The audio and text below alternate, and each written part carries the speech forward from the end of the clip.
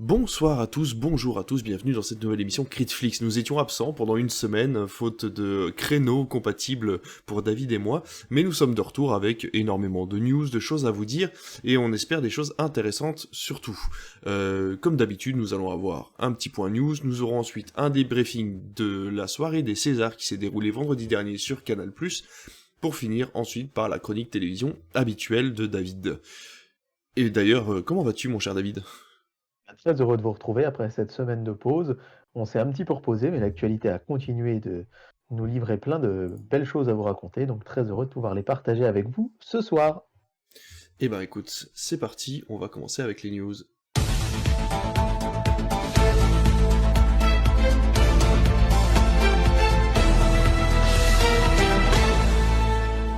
Et c'est parti pour ces news. David, c'est toi qui vas commencer et on va parler entièrement de Netflix dans ces news.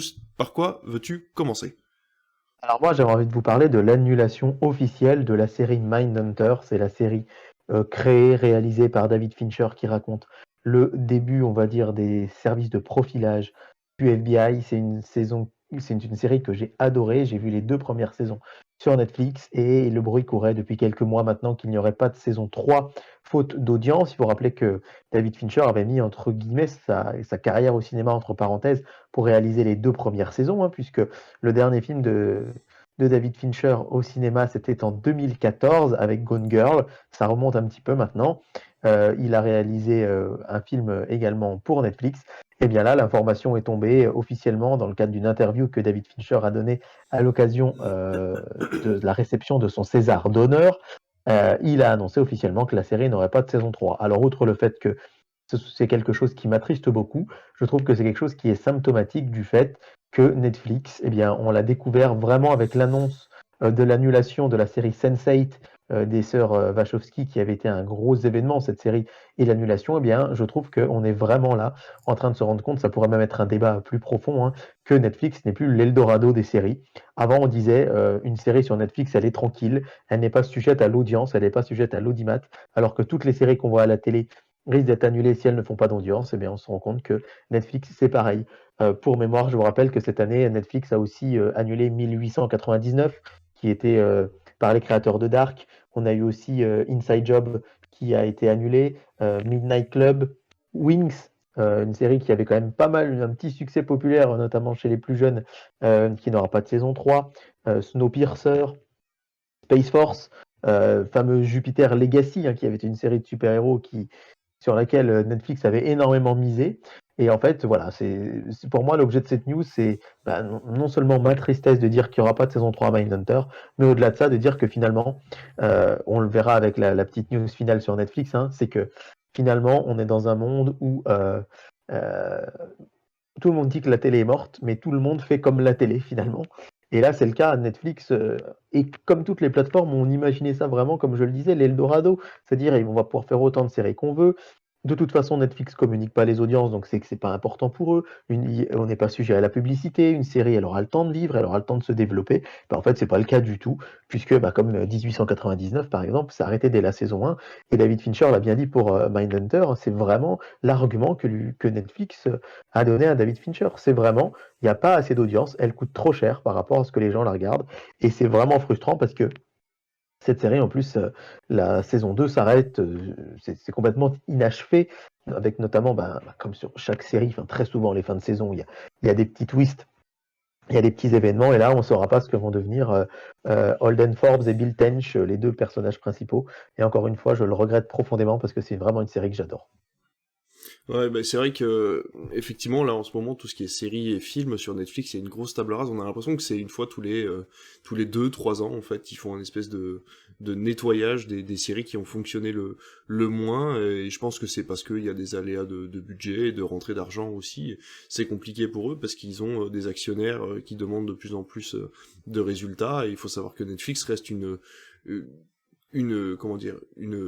plateforme qui ne dégage pas encore énormément de bénéfices purs, hein, et donc il y a Oui, encore besoin de prouver et même qu'ils peuvent ramener de l'argent. elle continue même de perdre de l'argent, mais en fait, ce que j'ai découvert justement en préparant cette émission, c'est que j'avais cette impression qu'ils faisaient un ménage de temps en temps, comme toi, et en fait, je me suis rendu compte que c'était très régulier depuis 3-4 ans, en fait.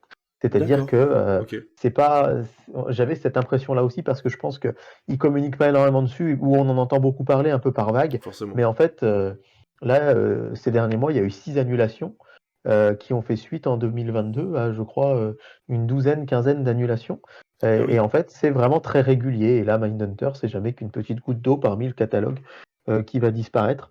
Donc, je trouve que c'est vraiment embêtant dans la mesure où, quand la série n'est pas conclue, c'est-à-dire que parfois, ils vont nous faire une série de plus, enfin, un peu comme Disney qui va nous faire un Toy Story 5, alors que déjà le 3 était conclusif, on n'avait pas C'est besoin d'un vrai. 4, même si j'aime beaucoup le 4. Mais non, alors des fois, c'est fini, mais on continue. Et ce Ouais. qui est plus frustrant, c'est l'inverse quand même, c'est que des fois, c'est loin d'être fini, et pourtant, voilà, donc c'est avec un peu de tristesse quand même qu'on accueille cette nouvelle, et puis ben, de se dire que rien n'est acquis, même sur les plateformes. C'est dommage parce qu'en plus ils ont cette liberté, comme on le disait, je sais plus, c'était une vieille émission Critflix, on parlait des durées en fait des épisodes dû au fait qu'il n'y avait pas de pub. C'est dommage de pas pouvoir faire un épisode final à certaines séries qui peuvent pas se terminer, juste C'est histoire de ça. voilà pouvoir Au conclure moins, les voilà, histoires sur 1 heure quoi. c'est clair, si au moins il pouvait y avoir ça, la possibilité de faire un final, ce serait quand même vraiment très différent. Et là, je trouve que Mm. enfin, pour moi en tout cas, c'est très frustrant. Ouais, je suis d'accord. On reste chez Netflix, on quitte la France, puisqu'on va parler de la baisse du prix de l'abonnement sur une centaine de territoires, sauf la France et certains autres territoires d'Europe occidentale, puisqu'il s'agit de territoires comme l'Amérique centrale, l'Amérique du Sud, l'Afrique subsaharienne, le Moyen-Orient, l'Afrique du Nord, l'Europe centrale et de l'Est, ainsi que la région Asie-Pacifique, donc tout le monde sauf nous, hein, bien évidemment. Et donc Bon, ouais. voilà, Netflix a décidé de baisser le prix de l'abonnement dans une centaine de territoires.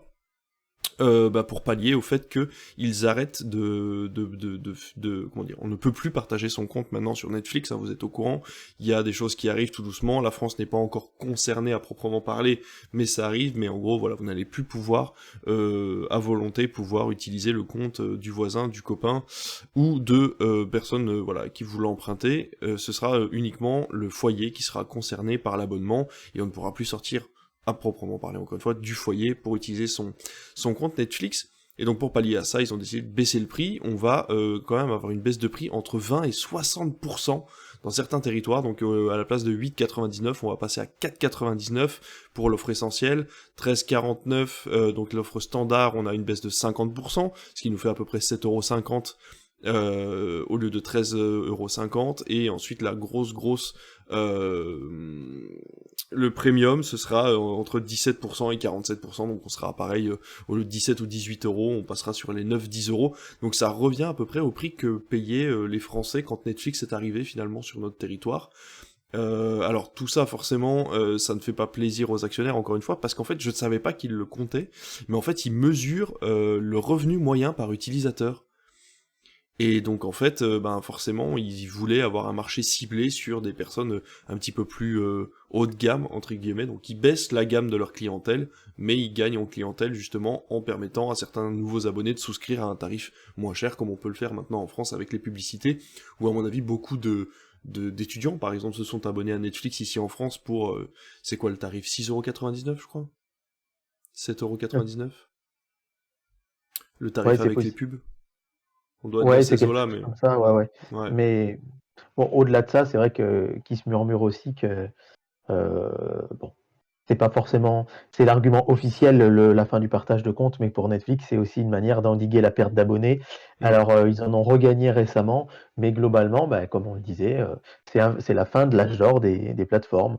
Alors, c'est vrai que les plateformes, ça a démarré très fort, et puis effectivement, la pandémie a fait que les gens sont restés chez eux et ont regardé des séries. Et là, ben, on arrive à un moment où il faut faire un choix, où l'inflation mondiale ne cesse d'augmenter, où tout le monde n'a pas les moyens d'avoir 3 ou 4 plateformes, tout le monde n'a pas un temps extensible à accorder à ses contenus, et que Netflix a beau être la plus populaire sans doute, mais elle est aussi parmi les plus chères.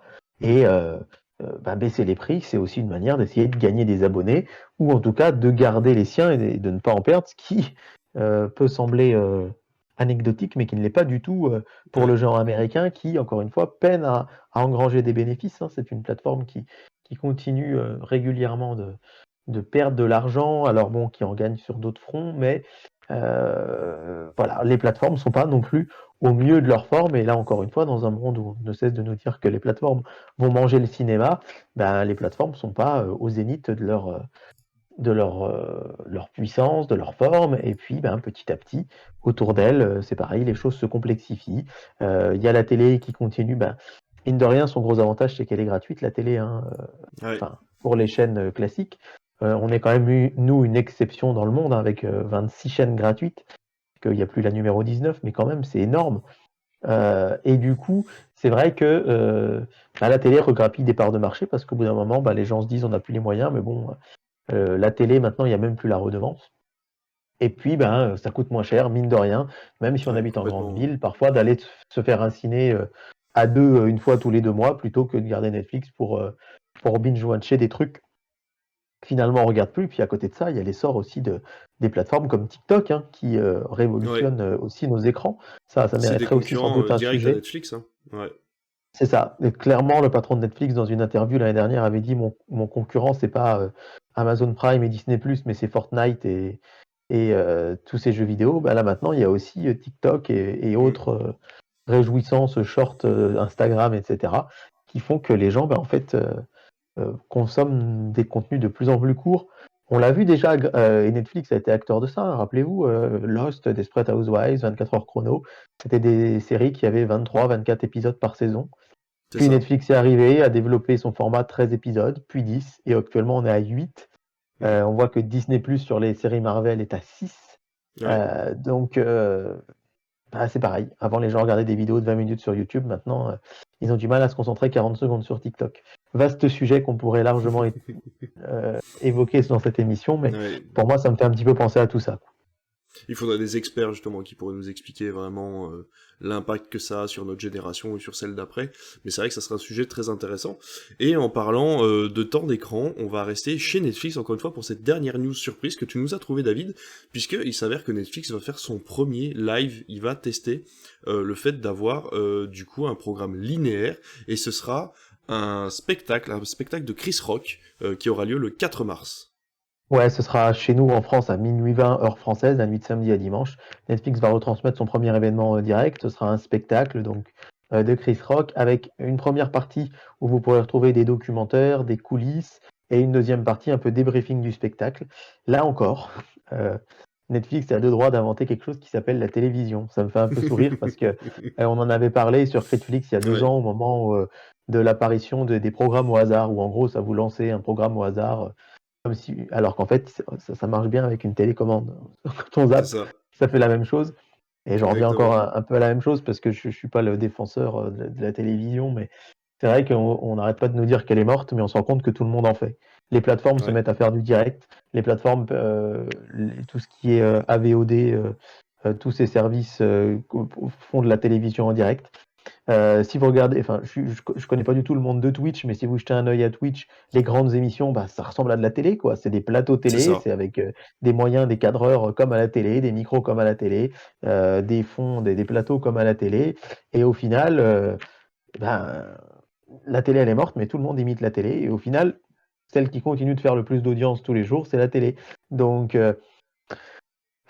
je sais pas quoi en penser. Moi, je trouve que les plateformes devraient continuer d'innover, mais alors innover en proposant du direct, bah, c'est pas forcément, Bah, c'est pas comme forcément on en parlait, mais innovant. les programmes qui ont attiré le plus de monde sur Twitch ont été des programmes sportifs qui ont été diffusés comme à la télé. Ouais, La et F1, le foot, ça a amené des millions de personnes à regarder ça, alors que ça a été présenté vraiment comme un spectacle télévisuel dont on a l'habitude exactement, depuis 35 ans, quoi. mais c'est pas que sur les médias récents, hein. Si vous prenez la Oui, oui, radio, maintenant, si les plus grandes émissions d'RTL, Europe 1, France Inter sont filmées. Vous pouvez les voir en direct. J'entendais l'autre jour un animateur radio, sur le net, on peut les voir en direct, qui disait, avant, à la radio, je pouvais y arriver en jogging, pas rasé et tout. Maintenant, c'est ça. même si c'est pas de la télé, je fais gaffe. Et puis il y a les émissions de radio qui sont filmées et diffusées en direct à la télé. C'est le cas, je pense, de Estelle Midi sur RMC, qui est diffusée aussi sur RMC Story. Ouais. C'est le cas aussi tous les matins sur M6 de Julien Courbet, hein, avec Mm. ça peut vous arriver. Donc au final, j'ai l'impression que finalement c'est comme si la télé c'était un petit peu le noyau central dont tout le monde prédit la destruction, puis au final tout le monde limite. Donc je trouve que c'est assez paradoxal et je trouve ça intéressant d'évoquer ça avec vous. Mais c'est ça, en plus, c'est vrai que t'as raison, parce qu'on voit que les vieilles générations d'acteurs, etc., arrivent à la radio, justement, quand on peut regarder vraiment en mode rien à foutre, mal habillé, mal coiffé, alors que justement, les générations plus jeunes, qui ont connu cette radio filmée, arrivent un petit peu plus à prêter, en fait, que les vieux C'est ça. acteurs, souvent, qui arrivent un peu en mode la radio, on s'en fout, c'est pas filmé, alors qu'en fait, si, quoi. Donc c'est vrai que c'est très Ouais. drôle. En tout cas, on a hâte de voir, peut-être qu'ils délivreront les chiffres, alors Netflix n'a pas l'habitude de filer ses chiffres quand ça ne marche pas, donc on saura que si ça a marché, en tout cas, si on a des chiffres, en tout cas, c'est que ça aura fonctionné. Sans doute. Eh ben écoute, on en a fini avec nos news, on aurait fait full Netflix hein, cette fois-ci, mais bon, il y avait beaucoup de choses à dire, c'était quand même assez Oui, c'est vrai. intéressant d'en parler, je On n'en pense. parle pas aussi souvent d'ailleurs. On Ouais, en c'est parle vrai assez que peu ouais, finalement. Donc, ouais. c'était tombé un petit peu dans l'oubli depuis quelques semaines, donc c'est bien. Bah écoute, on va passer à notre sujet principal, et là du coup, on quitte les plateformes et on se dirige vers le cinéma.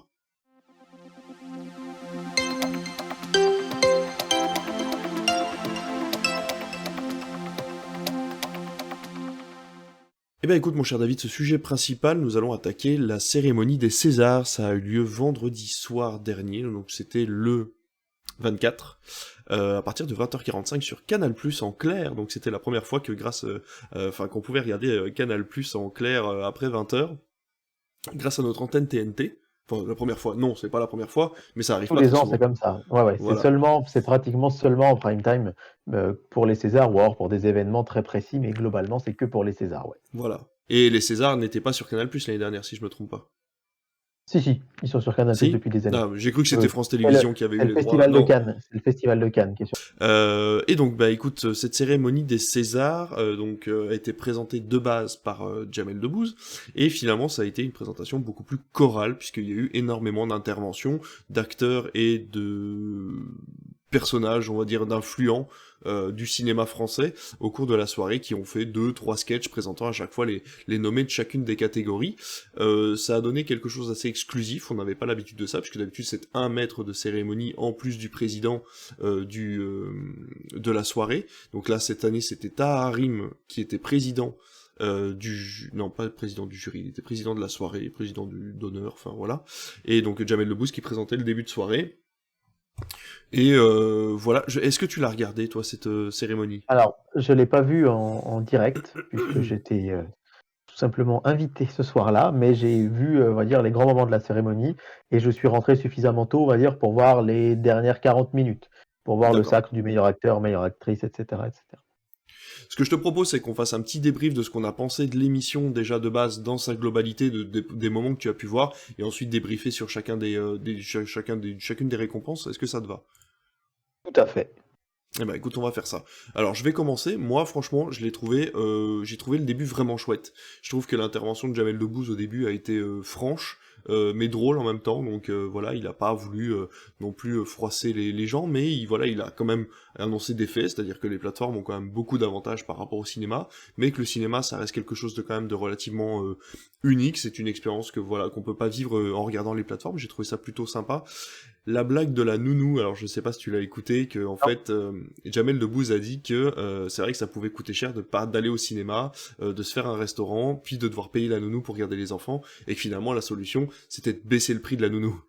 Donc voilà, cette blague-là en direct était très bien passée, elle m'a beaucoup fait rire, malheureusement elle a été reprise sur les réseaux en sortant du contexte, et du coup forcément Jamel s'est retrouvé attaqué par le fait qu'il disait qu'il fallait baisser le prix des nounous, alors que forcément les dames qui gardent les enfants, voilà, elles sont déjà pas très bien payées, etc., etc. Donc encore une fois c'est une blague qui malheureusement sortie de son contexte a fait quelques vagues.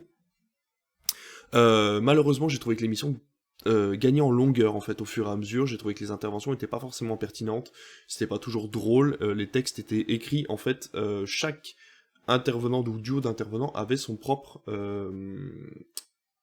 écrivain en fait, son propre auteur, ouais. scénariste de sketch, voilà, son propre auteur. Et j'avoue que parfois c'était un petit peu en dents de scie, quoi. Il y a des moments où je me suis un petit peu ennuyé entre deux nominations et deux récompenses, donc c'est vrai que ça c'était pas terrible. Je trouvais qu'il y avait pas assez de temps pour les récompenser. Alors c'est surtout pour que Canal puisse maîtriser les sujets et puis surtout maîtriser le rythme de l'émission, mais c'est vrai que quand on autorisait certains récompensés à parler autant qu'ils voulaient, parfois ça a débordé sur des sujets qui pouvaient voilà, peut-être être un petit peu plus difficile à maîtriser en direct, mais voilà, c'est vrai que j'ai trouvé ça un petit peu dommage, comme Alice Diop qui a eu qu'une seule minute pour exprimer tout ce qu'elle avait à dire sur son film et sur l'état de la réalisation en France pour les réalisatrices, c'est un petit peu dommage. Je trouvais que l'apparition de Brad Pitt a été complètement inutile. Enfin, j'ai pas du tout apprécié. J'ai trouvé ça. Enfin, je trouvais que son discours sur. Eh ben mince, comment il s'appelle? David Fincher. Merci. Son discours sur David Fincher était un peu mièvre. Voilà, enfin. Je veux dire, oui, bon, bah, c'est un César d'honneur, d'accord, mais je trouve qu'ils en faisaient un petit peu trop. Puis voilà, il y a des gens, oui, alors il y avait aussi ça, le fait que certaines personnes faisaient des blagues alors que c'était pas forcément des acteurs comiques de base et que bah, du coup les blagues passaient pas trop de mon côté, je trouvais que c'était pas terrible. J'ai beaucoup apprécié par contre le sketch de Commandeur et Valérie Lemercier sur les exploitants de cinéma. Ça n'a pas plu à tous les exploitants, mais en tout cas moi ça m'a beaucoup fait rire. L'intervention de Commander qui arrive au milieu pour devenir un petit peu le maître de soirée pendant un ou deux moments, j'ai trouvé ça vraiment top, j'adore, franchement Commander, je l'adore en intervenant. Déjà il avait présenté les Césars il y a quelques années si je me trompe pas, ou alors je me trompe encore avec Cannes. Non, c'était les Césars. C'était les Césars. Bah, j'ai trouvé que franchement son intervention au César et la dernière fois quand il était maître de cérémonie, ça marchait vachement bien. Et puis voilà, encore une fois, certaines blagues qui tombent à plat, etc. Et il a fallu attendre aussi, ça c'est vraiment dommage, il a fallu attendre la fin des Césars pour qu'on ait accès au message politique de la nuit du 12. En fait, il a remercié beaucoup de monde, il a eu quand même 6 récompenses, et sur les 6 récompenses, il a fallu attendre la dernière récompense, celle du meilleur film, pour avoir quelques mots sur le message politique du film La Nuit du 12, et j'ai trouvé ça un petit peu dommage de mon côté. Voilà le résumé de ce que j'ai pu penser de cette cérémonie. En gros, c'était pas mal, mais quand même quelques longueurs. Après, c'est du direct, c'est toujours normal d'avoir quelques longueurs dans ce genre de cérémonie, mais dans l'ensemble, ça m'a quand même bien plu. Moi, j'ai plutôt apprécié effectivement de ce que j'en ai vu, hein, cette présentation collégiale. C'est vrai que c'était peut-être, ça alourdissait peut-être un peu moins le propos quand il y avait une seule personne, mais effectivement, c'était très inégal. Il y avait vraiment des duos, des binômes qui fonctionnaient mieux et qui avaient des textes tout simplement mieux écrits. Mais bon, après, on sait que c'est difficile et c'est d'autant plus difficile que c'est un public difficile. On n'est pas face à un public qui a payé son billet pour venir voir des artistes, mais devant toute une profession avec des gens qui sont parfois un peu guindés, un peu droit dans leurs bottes, ou alors stressés par l'enjeu que pour présenter une telle soirée. Donc, quelque part, je me dis aussi, c'est pas facile. Il n'y a pas des éclats de rire, des gens qui pleurent Ouais, de voilà, c'est rire, ça. qui se roulent par terre, effectivement, dans ce type de cérémonie. Alors moi, ce que j'ai surtout apprécié, c'est que c'est la première fois depuis que je suis les Césars qu'ils terminent avant minuit. Même Oui, c'est vrai on que avait c'était eu le plutôt pas cas mal ça. ces dernières années vers 1h du matin. J'avais écouté Gérald Brice-Viret, directeur des antennes de Canal+, là, qui en discutait sur Culture Média, sur Europe 1 le matin même, qui disait que c'était vraiment son objectif. Ouais. D'où le fait que les interventions faisaient qu'1 minute. Je trouve que c'est un peu court. Les années précédentes, c'était 2 minutes. C'était pas mal, mais alors après, là, du coup, je suis très paradoxal parce que si c'était 2 minutes, la cérémonie, elle aurait pu durer bien plus longtemps. Ça aurait sans doute terminé après minuit. Donc, je suis mitigé parce que vraiment, des fois, les récompensés, c'est très très très long qu'ils disent, mais d'un autre côté, comme tu le dis, il y a des messages qui sont importants à faire passer. Donc, ça peut être un peu frustrant. Donc, la vérité, elle est sans doute entre les deux. Je me dis 1 minute 30, ça pourrait être pas mal, avec des dérogations peut-être sur des plus longs, enfin, des récompenses plus importantes. Même si d'un autre côté, ben, je sais pas, le meilleur court métrage, par exemple, vu qu'on le connaît pas, qu'on connaît peu son réalisateur, ben, ce serait bien aussi qu'il ait un peu plus la parole. Donc c'est assez mitigé. Moi, contrairement à toi, j'ai beaucoup apprécié l'intervention de Brad Pitt. Ah oui? J'ai bien aimé bah déjà le fait qu'il n'avait pas dit qu'il serait là, que personne n'y croyait et que quand on a Ça, c'est vrai annoncé que qu'il c'est pas allait mal, être ouais. là, là, il est arrivé par surprise. Bon, alors lui, effectivement, c'est normal qu'il ait eu du temps puisqu'un César d'honneur, c'est pas un César classique, donc on a le droit de parler longtemps quand on le donne et quand on le reçoit. Et j'ai trouvé ça assez sympa parce qu'on sent vraiment que on sait à quel point ils sont proches, Fincher et Brad Pitt. Donc j'ai senti vraiment qu'il parlait de quelqu'un qu'il aimait. Alors, je sais pas du coup si c'était mièvre, je pense que c'était assez sincère dans tout ce qu'il a dit. Et puis quand même assez marrant quand il a dit que quand sa femme a accouché, il a demandé s'il pouvait pas faire au chirurgien, si on pouvait pas faire une deuxième prise, par exemple. C'est des petites vannes comme ça que j'ai trouvé sympa. Donc moi, ça fait partie pour moi des moments forts de la soirée, incontestablement de ce que j'en ai vu encore une fois. C'est vraiment le sketch du commandeur et l'intervention de Brad Pitt et effectivement le message de la productrice de La Nuit du 12 à la fin. Donc voilà, c'est difficile pour moi de vous en parler en toute honnêteté puisque je l'ai pas vu en entier. Mais déjà le fait que ça se termine relativement tôt, c'est plutôt une bonne chose. Ouais, complètement. Après, je t'avouerai que il y a aussi le fait que ça soit très écrit. qui m'ait gêné, Oui, bien dans le sûr, bien sens sûr. où, voilà, Brad Pitt, son discours avait beau être très sympathique, enfin, tu vois, ils sont tous la gueule sur le prompteur, ils regardent en face, et Ouais, on ouais. sent vraiment cette expression. Je veux dire, moi, c'est pareil, quand on fait l'émission, on le sent, en fait, à l'audio, que je suis en train de lire un texte, ou que je suis en train de dire quelque chose d'un peu improvisé, et c'est vrai que parfois on aimerait bien un petit peu plus de nature, enfin moi en tout cas j'aimerais bien un petit peu plus de naturel dans ce genre de soirée, où voilà, on essaie de présenter des artistes de façon un petit peu plus improvisée, où on a vraiment l'impression ils sont là pour quelque chose de qu'ils aiment, plutôt que par obligation. Je sais qu'ils sont pas là par obligation, mais le fait d'avoir un texte comme ça complètement écrit, parfois un peu prout-prout, bah c'est vrai que moi ça me bloque un peu en fait. Ouais, je comprends tout à fait, mais encore une fois, c'est les grandes cérémonies, c'est pareil. C'est Alors ça. effectivement, aux Oscars, soit c'est trop écrit, soit ils se foutent un peu dans la gueule. Mais là, c'est vrai qu'il y a pas eu beaucoup, il y a pas eu vraiment de bad buzz. Bon, il y a ce moment où une militante écologiste est montée sur scène, Ouais. où Ahmed Silla a fait une blague, qui n'est plus ou moins bien passée, mais on n'a pas été dans des moments vraiment très durs comme on peut connaître les Césars avec, bah, les Césars de Polanski sur Ouais. J'accuse, avec Florence Foresti qui présente la soirée et qui refuse de revenir sur scène, ou Mm. avec Corinne Maziero qui se déshabille et qui Ouais. se met toute nue sur scène, etc. Là, ça a été, on va dire, une cérémonie qui a été relativement tranquille, si je puis dire, et du coup, par contre, qui mettait vraiment bien à l'honneur le cinéma, et je trouve que c'est bien que ce soit chez Canal, quelque part, mais France Télévisions, Cannes, c'est super aussi, hein. Mais je veux dire, Canal est et reste le premier financeur du cinéma en France. Et finalement, qu'ils puissent le mettre comme ça en avant, je trouve ça vraiment chouette. Ouais, complètement. Je suis d'accord.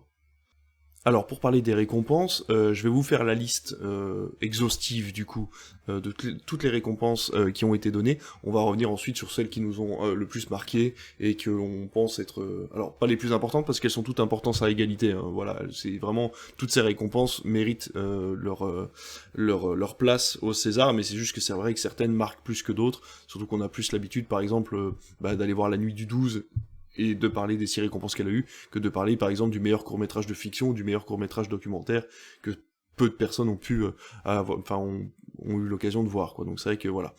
Le meilleur espoir féminin, c'est Nadia Tereskievic, on commence avec ça, c'est très compliqué pour les amandiers. Meilleur espoir masculin, Bastien Bouillon dans La Nuit du 12. Le meilleur court-métrage de fiction, justement, Partir un jour de Amélie Bonin. On a le meilleur costume, Gigi Lepage pour Simone le voyage du siècle, meilleur décor, Christian Marty pour Simone le voyage du siècle, meilleur premier film Saint-Omer de Alice Diop, meilleur court-métrage d'animation La vie sexuelle de Mamie, meilleur film d'animation Ma famille afghane, meilleur son François Morel, Olivier Mortier et Luc Thomas pour La Nuit du 12, meilleure actrice dans un second rôle Noémie Merlan dans L'Innocent, la meilleure musique originale Irène Drezel pour À plein temps, meilleur court-métrage documentaire Maria Schneider 1983 pour Elisabeth Subrin, par Elisabeth Subrin, meilleur film documentaire Retour à Reims de Jean-Gabriel Perriot, meilleur effet visuel Laurence Herman pour Notre-Dame brûle, meilleur film étranger Asbestas de Rodrigo Sorogoyen, César d'honneur pour David Fincher, on l'a déjà dit, meilleure photo Arthur Thor pour Pacifiction, meilleur montage Mathilde Van de Mortel pour À plein temps, meilleur scénario Louis Garrel, Tanguy Viel Naila et Naila Guéguet pour L'Innocent, meilleure adaptation Gilles Marchand et Dominique Moll pour La Nuit du 12, meilleure actrice Virginie Fira dans Revoir Paris, et meilleur acteur Benoît Magimel dans Pacifiction, Tourment des îles, et je n'ai pas noté le meilleur film qui est du coup La Nuit du 12. C'est ça, hein.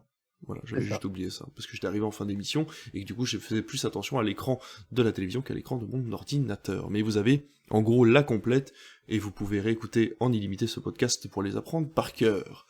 Bah écoute, on va revenir sur les plus importantes, déjà les 6 récompenses pour La Nuit du 12, qui effectivement sont quand même méritées, faut dire ce qui est. Alors, je vous ai pas fait tous les nommés de chacune des catégories. Je vais vous avouer qu'il y a des récompenses. Moi, j'aurais plus vu autre chose. Alors là, j'en ai plus souvenir, mais par exemple, les meilleurs costumes pour Gigi Lepage, pour Simone le voyage du siècle. Alors effectivement, les costumes étaient jolis, mais il me semble avoir pensé, enfin, je me suis dit que voilà, il y avait peut-être de la concurrence ailleurs et que c'était pas forcément vers ce film-là que moi je me serais tourné, mais voilà, encore une fois, c'est pas moi qui décide. Mais voilà, est-ce qu'il y a toi des films qui t'ont particulièrement marqué, des récompenses que tu as trouvées voilà, particulièrement importantes? Les 6 Césars de la Nuit du 12, pour moi, c'est amplement mérité. J'avoue qu'avant les nominations, je savais pas je pensais pas du tout qu'il serait nommé à ce point-là. Je l'ai adoré, mais j'imaginais pas qu'il puisse avoir un tel Hmm. retentissement et j'en suis vraiment très, très, très heureux parce que c'est un film à message fort. Rappelons que c'est une Ouais, histoire vraie, que c'est un complètement. homicide, non élucidé, que, la jeune Clara qui est tuée dans le film, en fait, dans la vraie vie, s'appelait Maude et que, j'ai trouvé bien que quelque part, ces récompenses lui soient dédiées parce que son meurtrier court toujours. Il y a toujours une famille qui est dans l'attente de savoir ce qui est arrivé à cette jeune femme, et je trouve ça bouleversant.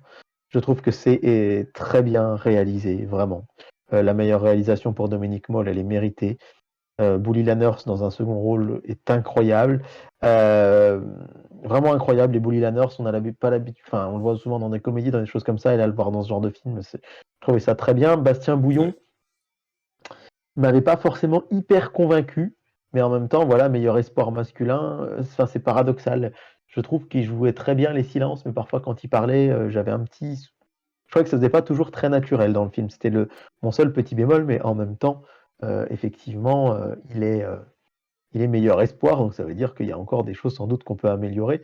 Mais moi, j'ai vraiment surtout envie de retenir ça sur La Nuit du 12. Vraiment, vraiment, je crois que toi tu l'avais vu aussi et Ouais. que tu avais bien aimé ce film également. Ah oui, oui, complètement. Ouais, bah, et en plus, enfin, il a eu les récompenses, comment dire, c'est pas des récompenses au hasard, quoi. Le meilleur son, meilleur espoir masculin, comme tu disais. Voilà, c'est des choses qui vraiment nous marquent dans le film. Et voilà, ça a pas été donné par pur hasard. Donc non, non, c'est un film. Voilà, moi comment dire. Je trouve que La Nuit du 12 est loin d'être parfait, mais son sujet est important, la façon dont ça a été réalisé l'est aussi, et donc voilà, je pense qu'il mérite amplement toutes les récompenses qu'il a eues, effectivement. J'aurais bien voulu avoir vu Saint-Omer avant de voir les Césars, parce que malheureusement j'ai raté Saint-Omer quand il est passé au Moi aussi. cinéma, et voilà, tout le monde en parle, il y a eu beaucoup beaucoup beaucoup de bruit autour de Saint-Omer, et malheureusement on m'en a pas fait la pub correctement, donc c'est vrai que j'ai un peu hésité à aller le voir, et maintenant je regrette un petit peu de voir que ben, il a eu quelques récompenses, et voilà, j'aurais voulu en savoir un peu plus, quoi. Moi, j'aimerais dire aussi que je suis très content pour des meilleurs effets visuels pour Notre-Dame brûle, Ouais, qui est un film qui m'avait vraiment marqué, on va dire, dans sa réalisation, dans sa construction. Malheureusement, le scénario, par moments, était un peu. Il y avait des choses un petit peu romancées autour de ça qui n'étaient pas nécessaires, je trouve, comme l'histoire de cette petite fille qu'on voit dans le film au début et qui est dans la scène finale. Bref, je trouve que Notre-Dame brûle, finalement, c'était un peu un blockbuster français. Il a coûté très cher, il était très ambitieux. Et, euh, et au final, ce film de Jean-Jacques Hano, on en a relativement peu parlé, et qu'il soit mis à l'honneur pour ses effets spéciaux, je trouve ça vraiment chouette. Je suis très très heureux qu'il ait eu cette récompense. je suis... Alors, je vais me faire cracher dessus, hein, je suis désolé, mais bon, ça fera parler de nous. Je suis pas convaincu par Virginie Efira d'en revoir Paris. Je trouvais que les concurrentes méritaient peut-être autant qu'elle. Alors elle le mérite parce que je pense que c'est aussi une récompense de carrière. Elle a eu énormément de rôles cette année, donc peut-être que pour l'ensemble de la carrière qu'elle a eu, pour l'ensemble des rôles qu'elle a eu cette année, qui étaient tous très bien, je pense qu'ils lui ont donné cette récompense-là. Mais j'avoue que son rôle dans Revoir Paris, moi j'ai pas été transcendé comme par exemple ben, Laure Calamy dans À plein temps, qui pour moi voilà était vraiment extraordinaire. Là j'étais moins convaincu, mais voilà, bon après c'est quand même mérité.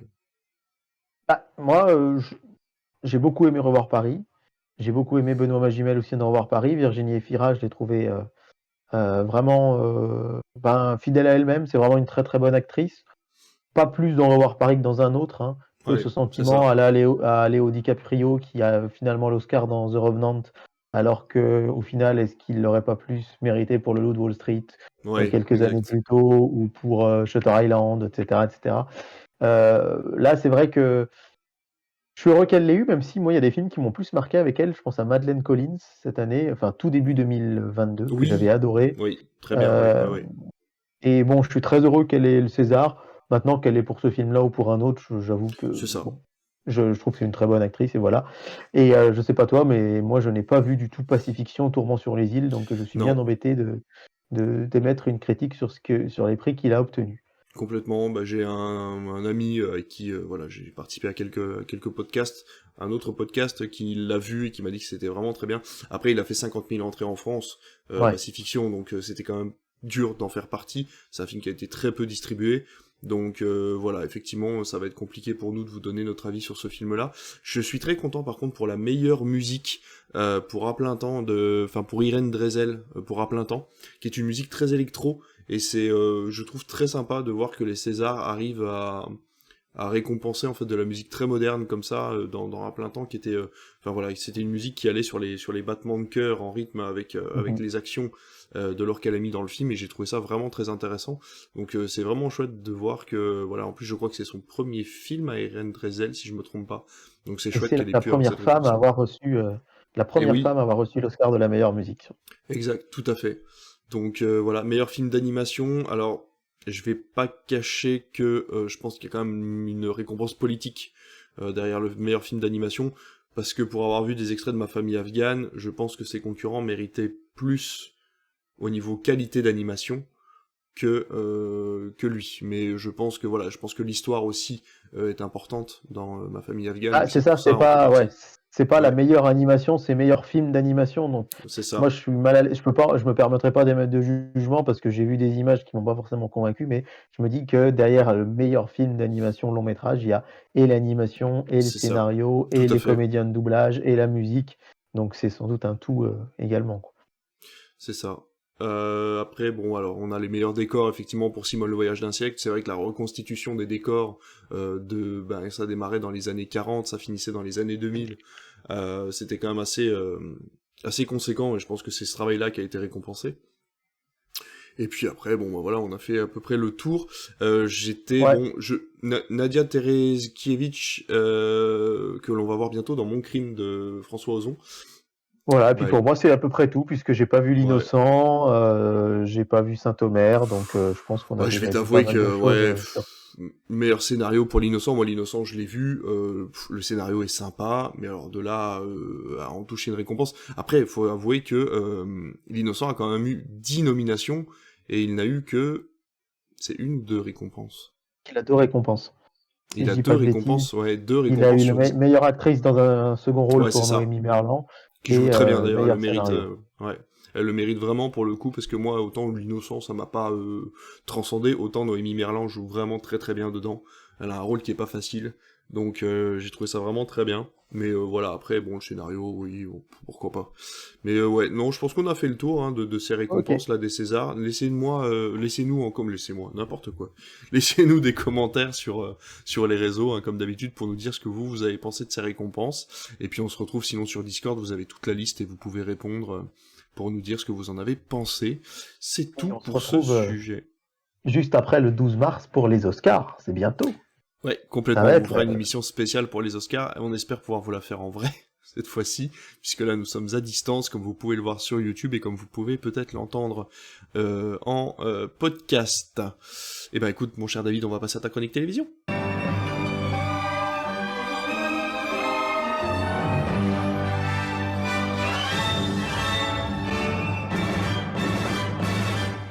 Eh ben allez mon cher David, on est parti pour cette chronique télévision qu'ont regardé les Français ce dernier moment. Est-ce que tu nous as préparé juste les audiences de la semaine dernière ou tu es remonté un petit peu plus loin?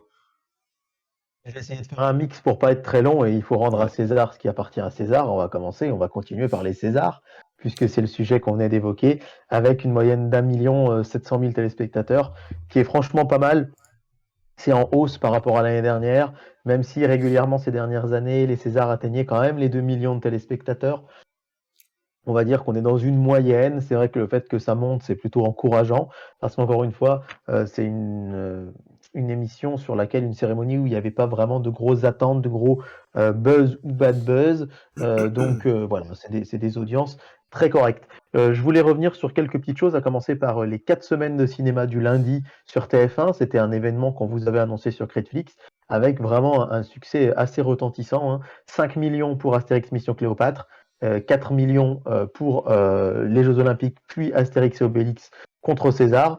Donc des chiffres très très honorables pour un lundi soir sur TF1, très très bon même puisque régulièrement il battait le film du dimanche qui est théoriquement quand même la case premium du cinéma sur la chaîne. Et puis la dernière séance, si je puis dire, avec Parents d'élèves qui fait 2 810 000 téléspectateurs, ça peut paraître bas, mais pour un film beaucoup moins populaire qu'Astérix, c'est franchement pas mal du tout. Et je pense que c'est une case qui va peut-être faire réfléchir un petit peu TF1, donc c'est plutôt encourageant.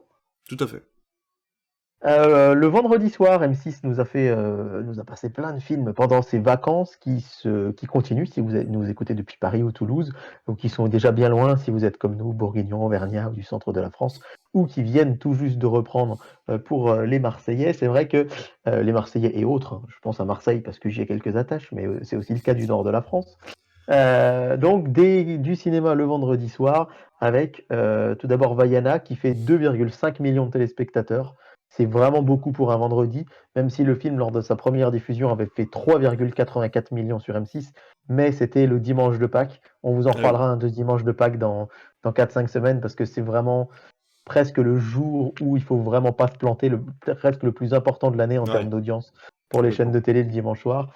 On a alors Vaiana, donc c'est une rediffusion. Ensuite, on avait deux inédits, Aladdin, 2,3 millions, un tout petit peu moins que Vaiana, mais c'est vrai que c'est un film qui n'avait pas fait l'unanimité. C'est un live action qui certes est assez proche du premier, mais moi qui suis très fan du Aladdin de base, j'y trouve assez peu d'intérêt. Et Ralph 2.0 à 1,8 million, donc ça baisse aussi, ça a été Vaiana le premier, puis ça a descendu un petit peu, mais pour une case de cinéma du vendredi soir, sur une chaîne qui encore tente ça, même les 1,8 de Ralph sont pas mal du tout, donc c'est plutôt encourageant. Là où c'est beaucoup moins bien, on va pas se mentir, c'est les audiences d'Ant-Man et la Guêpe sur TF1.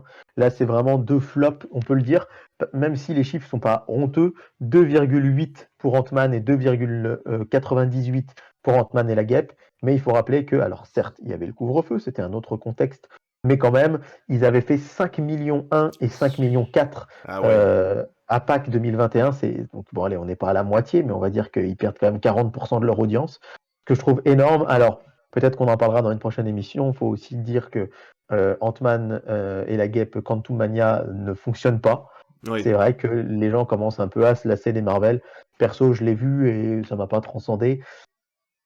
Et je pense aussi qu'il faut quand même se méfier. Alors certes, TF1 a fait des bons scores en rediffusion, Alibi.com 5 millions, Geostorm qui avait fait aussi un bon score, mais quand même, méfions-nous de pas trop diffuser, je pense, rediffuser de films qu'on a passés si récemment. Ça faisait moins de 2 ans pour les deux, et je pense qu'autant Alibi.com, c'est une comédie populaire où on met un peu son cerveau de côté, même si j'aime pas trop cette expression, mais Alibi.com, il le passera une fois par an, enfin la preuve, il l'avait passé il y a tout juste un an, et il a fait plus que la dernière fois. Ant-Man et la Guêpe, faut bien dire que c'est pas non plus les films les plus emblématiques du MCU. Et, enfin, je sais pas ce que t'en penses, mais une fois qu'on l'a vu, on n'a pas forcément envie de le revoir 18 mois après, quoi. Donc je pense que complètement. Ils ont voulu surfer sur la sortie d'Ant-Man 3 qui ne marche pas. Et du coup, les deux fois, c'est France 2 qui les ont battus, avec notamment l'immense carton des Vétos. Les Vétos, Cocorico, surtout pour toi, cher David, un film tourné dans la Nièvre, dans le Morvan, avec Clovis Cornillac, 4,5 millions. C'est le meilleur score de France 2 en prime time un dimanche soir pour du cinéma, sachant que c'est Alibi.com qui a le record pour TF1, 5,1 millions. Et puis, avec un film peut-être un petit peu moins, on va dire, populaire que les Vétos, La lutte des classes, avec Edouard Baird et Leila Bekti, qui fait quand même 3,12 millions hier, donc qui bat TF1. 2 dimanches de suite, France 2 a battu TF1. Depuis qu'on a repris les émissions là en décembre, il y a un peu plus de 3 mois, eh bien, on vous a jamais annoncé ce genre de choses. Donc c'est vrai que là, franchement, je pense qu'on s'est un peu planté du côté de TF1 avec Ant-Man. C'était tout pour moi pour les audiences. En tout cas, si je vous signaler rapidement que, vous savez, samedi soir, Sister tente de diffuser des Disney, des suites de Disney. On a eu 500 000 téléspectateurs pour Le Roi Lion 2 et quand même 300 000. Ouais, c'est pas mal du tout, et quand même 300 000 pour La Petite Sirène 2, qui est quand même beaucoup moins connu que Le Roi Lion 2. Et 300 000, c'est quand même pas mal du tout. On a eu des chaînes qui ont fait beaucoup moins. Et là, je regardais notamment tout à l'heure les audiences de samedi.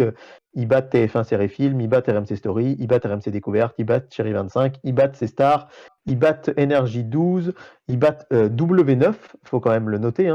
Ils battent W9.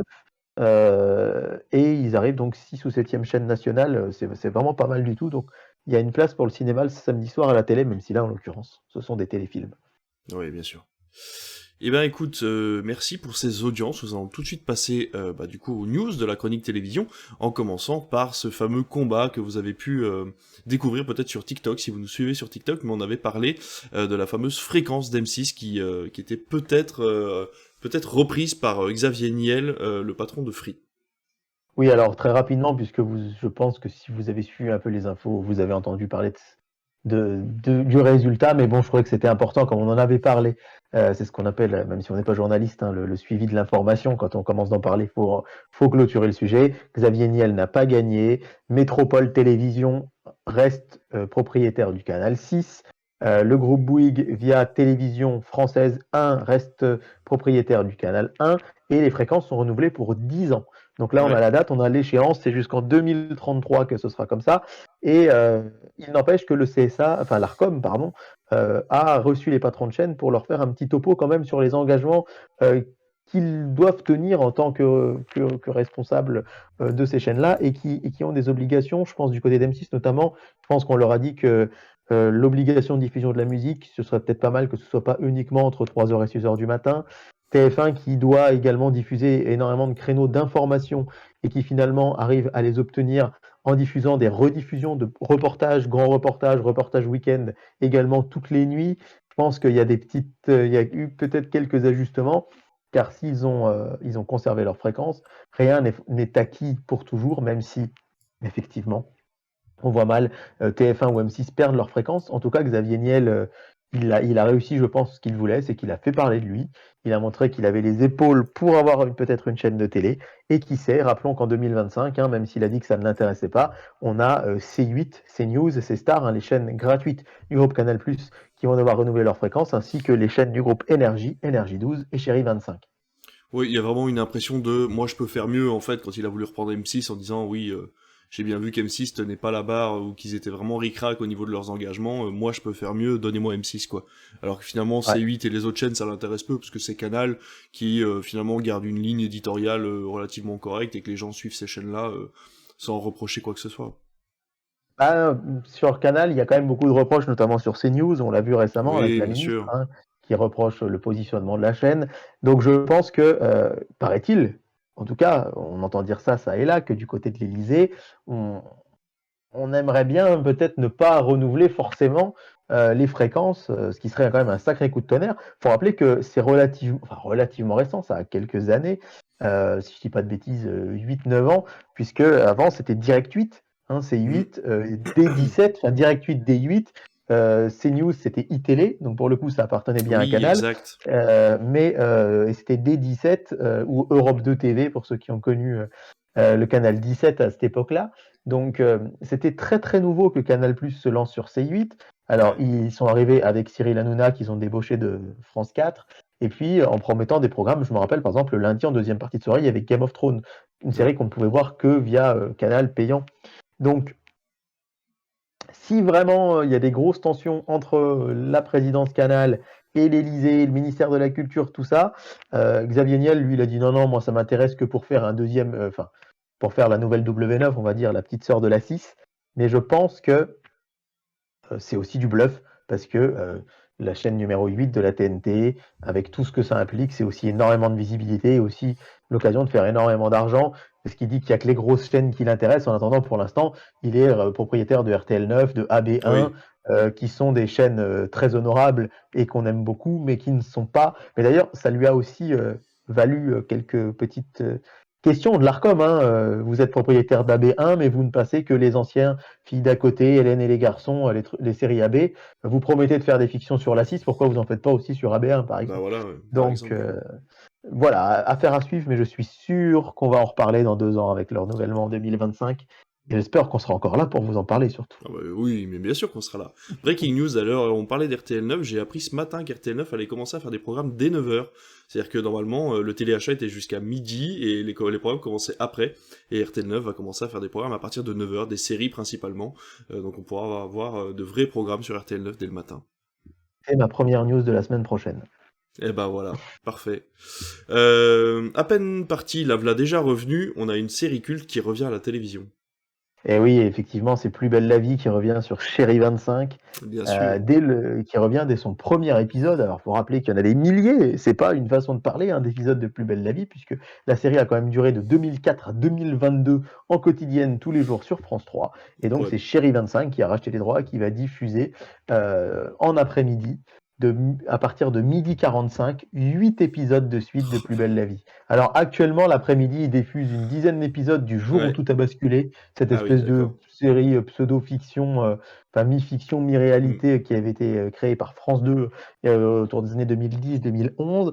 Et donc là, il y aura 8 Plus belle la vie, avec ce principe qu'à de 12h45 jusqu'en fin d'après-midi, on en passe 8. Et tous les jours, entre guillemets, hein, les 2 premiers seront des inédits. Je mets des guillemets parce que forcément, c'est pas des nouveaux Plus belle la Bah vie, oui, mais pour forcément. dire que les 2 premiers, ce sera dès qu'on n'a pas encore vu sur Chéri 25, et les 6 suivants, ce seront des rediffs, Oh la et etc. vache. En fait, ça va glisser, ça va glisser, ça va glisser. C'est-à-dire que 2 jours après, vous aurez les 2 inédits, entre guillemets, puis les 2 qui étaient passés la veille, puis les 4 derniers, puis ça va glisser comme ça, ainsi de suite, tout au long de l'après-midi. Donc voilà, vaste programme. Ça peut marcher, même si je pense Oui. que, vu le nombre d'épisodes, ils auraient pu en passer plus de 2 inédits par jour. Enfin, inédits, vous avez compris. Parce que là, franchement, je suis Bah pas sûr que j'avoue. des gens passeront leur après-midi devant, mais en tout cas, voilà. Mais C'est- j'y pense, c'est une série qui n'a jamais été rediffusée, donc on va vous revoir pour la première fois les premiers épisodes du coup. Alors, elle avait été rediffusée un temps sur France 4, qui, à l'époque où ce n'était pas encore Culture Box et qu'elle était un petit peu moins Hmm. axée culture, rediffusait des épisodes. D'accord. Donc, ça a déjà été rediffusé, mais c'est vrai que les tout premiers, ça date d'il y a très très longtemps. Donc voilà, c'est, c'est, on sait que cette série a drainé des millions de téléspectateurs et d'ailleurs, qui la remplace, au début ne marchait pas du tout. Et là, la nouvelle émission, Samedi d'en rire, alors ça c'est un peu comme si le journal du dimanche paraissait le Oui, mercredi, mais j'ai entendu Samedi ça. d'en rire, c'est le samedi après-midi de base et ça marche bien. Et en fait, ça fonctionne plutôt pas mal. C'est une émission qui reprend, présentée par Jean-Luc Lemoyne, euh, des sketchs et des chansons des années 70, 80, 90, mais le tout expliqué, explicité, c'est pas juste une compile, voilà, c'est Ouais. vraiment on retrace l'histoire des chansons, l'histoire des sketchs, l'histoire des humoristes, et cetera. Et c'est plutôt bien fichu quand on s'intéresse un petit peu au patrimoine Ah. culturel français, moi je enfin culturel, hein, attention, c'est pas de la grande musique Oui, classique. mais bien sûr. On va dire le patrimoine populaire de la variété, c'est vraiment plutôt bien fichu et je pense que quelque part, ça trouve son public aussi parce qu'on va pas se mentir, il y avait une audience sur France 3 à cette heure-là, de gens qui, bah, voilà, on va dire quinquas, sexagénaires qui, bah, là, du Ouais, coup, sont aussi des gens qui ont bien connu les années 80, 70, 80, c'est ça. 90 et qui sont heureux de retrouver ces programmes qui leur rappellent, leur jeune temps. Donc c'est plutôt une bonne idée, je pense, France 3 pour France 3 qui, rappelons-le, à la place, avait fait au tout début, hein, une sorte de concours culinaire en plein air Oui. et ça avait pas marché du tout. Bon, bon écoute. La news d'après, ben écoute, si tu trouvais que Toonami n'était pas fait pour ton enfant, Warner a la solution pour toi.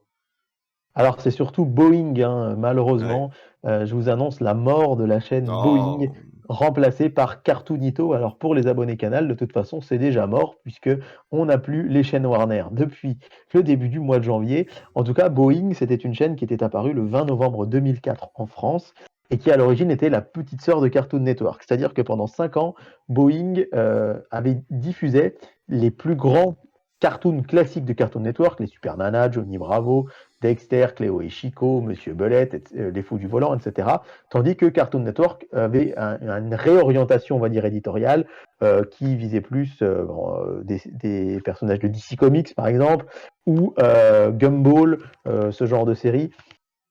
Et donc, Boeing va disparaître.